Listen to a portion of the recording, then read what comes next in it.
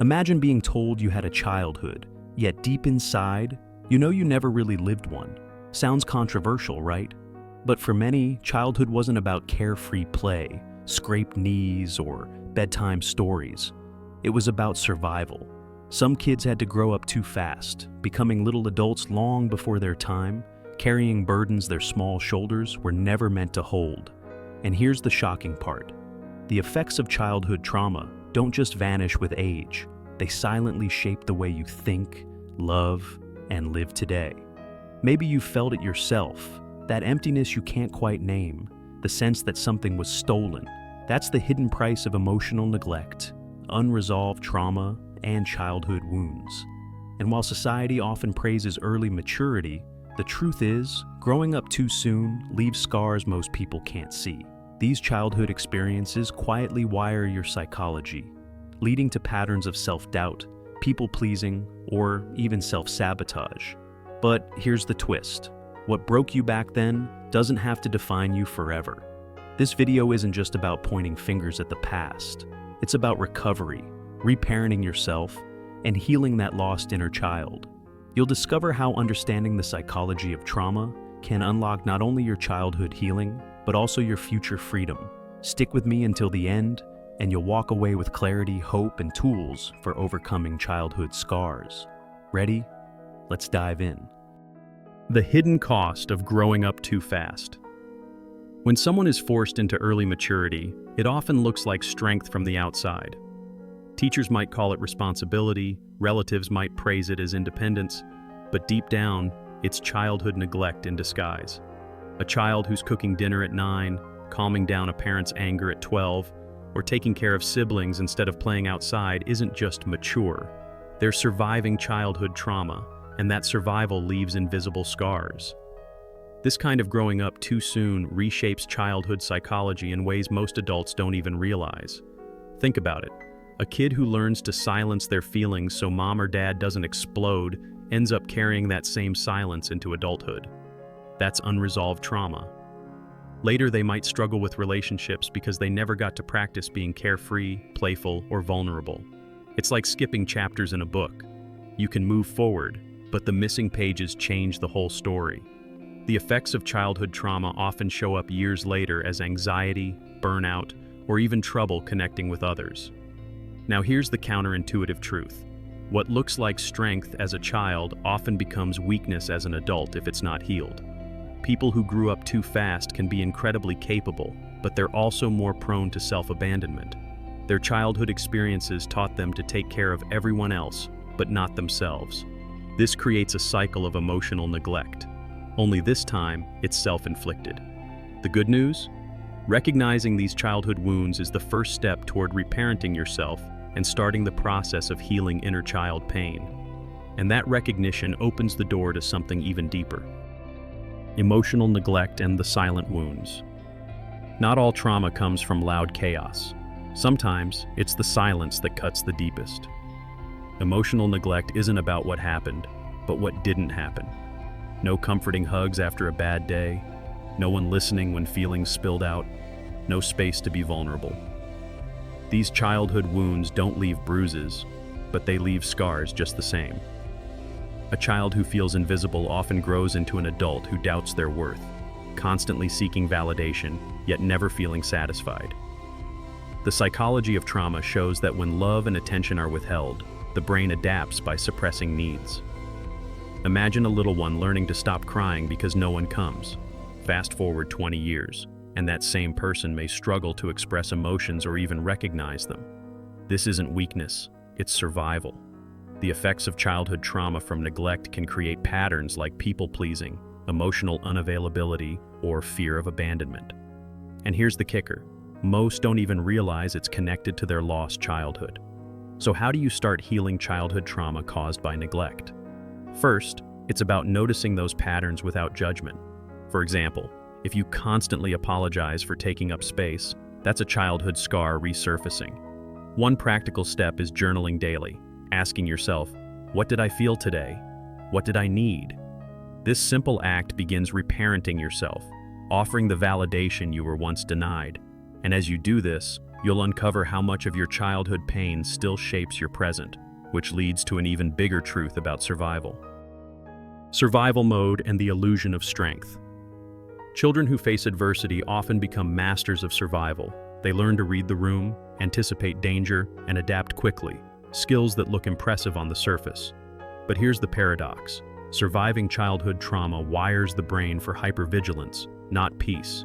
What once protected them becomes a prison in adulthood. This constant fight or flight drains childhood mental health and later shows up as anxiety, perfectionism, or burnout. Think of it like a smoke alarm that never turns off. A child who had to stay alert for a parent's unpredictable moods keeps that same system running years later, always braced for something to go wrong. That's the psychology of trauma at work. The illusion of strength, being the strong one, the reliable one, the one who never cracks, actually hides unresolved trauma. Underneath, there's a child who never felt safe enough to rest. And without healing, that child still runs the show. Breaking free from this survival mode isn't about toughing it out. It's about giving the inner child what they never had: safety, compassion, and rest. Practical example? Try mindfulness practices that calm the nervous system, like deep breathing or grounding exercises. Even scheduling do-nothing time can feel radical for someone used to always being on alert. This is part of trauma recovery, slowly shifting from surviving to living. And yet, survival mode is just one layer. Beneath it lies the deeper question of identity and self-worth. Identity, shaped by childhood wounds. When someone grows up in the shadow of childhood adversity, their very sense of self often gets distorted. Instead of asking, "Who am I?"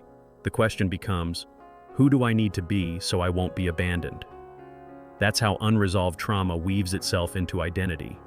A child learns that love is conditional, based on performance, obedience, or silence. And those early childhood experiences set the stage for adulthood struggles with self-worth and belonging. Here's the tricky part. Many people confuse their coping mechanisms with their personality. Maybe they see themselves as the fixer, always solving everyone's problems, or the achiever, constantly chasing success to prove they're enough. These roles aren't the real self. They're survival strategies born from childhood emotional trauma. The psychology of trauma explains that when kids adapt this way, they lose touch with authenticity, carrying the pain of childhood neglect into every relationship and decision they make. But healing inner child wounds means peeling back those layers. One way to do this is through reflective practices like writing letters to your younger self, telling them what they needed to hear but never did. Another is working with a therapist who specializes in childhood development or complex trauma, guiding you through reparenting yourself. As these layers fall away, you begin to uncover the self that existed before the scars. And this rediscovery naturally leads into the most transformative part of the journey: healing and reclaiming the childhood that was lost. Reclaiming the lost childhood through healing. Healing childhood trauma isn't about erasing the past. It's about rewriting the story from this point forward. Many people assume they can't reclaim what's gone, but the truth is, reparenting yourself allows you to give your inner child what they missed. That could mean letting yourself play again, setting boundaries without guilt, or simply resting without justification. These small acts are powerful forms of childhood healing that begin to soothe childhood scars. Psychologists often emphasize that trauma recovery isn't linear. One day you may feel empowered, the next you may feel like that lost child again. But every step matters. For example, if childhood neglect taught you to silence your needs, practicing saying no today is a victory. If early maturity robbed you of joy, trying something playful, like painting, dancing, or even building Legos, can awaken the parts of you that were buried. Each of these choices rewires the brain, slowly replacing psychological trauma with resilience and joy. What makes this journey so profound is that healing inner child wounds doesn't just change you, it changes generations. When you overcome unresolved trauma, you break cycles of childhood emotional trauma and childhood abandonment that might otherwise continue. You become the safe space you never had, not only for yourself, but for others. And as you learn to embrace this new freedom, a new question arises. How do you carry these lessons into everyday life so they become second nature? That's where the real transformation begins. So, what does all this mean for you? It means that never really having a childhood doesn't have to be the end of your story. Yes, childhood adversity leaves childhood scars. Yes, childhood emotional trauma shapes adulthood in ways we often can't see. But you now know that healing inner child wounds, reparenting yourself, and facing unresolved trauma can turn that pain into power. The psychology of trauma shows us that recovery is not only possible, it's transformative. Ask yourself, what part of your lost childhood is still shaping your choices today? Where do you see early maturity or emotional neglect still stealing your joy? And most importantly, what would your life look like if you finally gave that inner child the love, safety, and play they've been waiting for all along? These aren't just questions. They're invitations to start your journey of childhood healing and trauma recovery right now. If this message resonated with you, don't just sit with it, act on it. Try one practice this week that nurtures your inner child, even if it feels silly at first. And while you're here, make sure you subscribe to the channel and turn on notifications, because we'll keep exploring childhood psychology, overcoming childhood trauma, and finding freedom in places you didn't think possible. Your healing journey starts today. Are you ready to take the next step?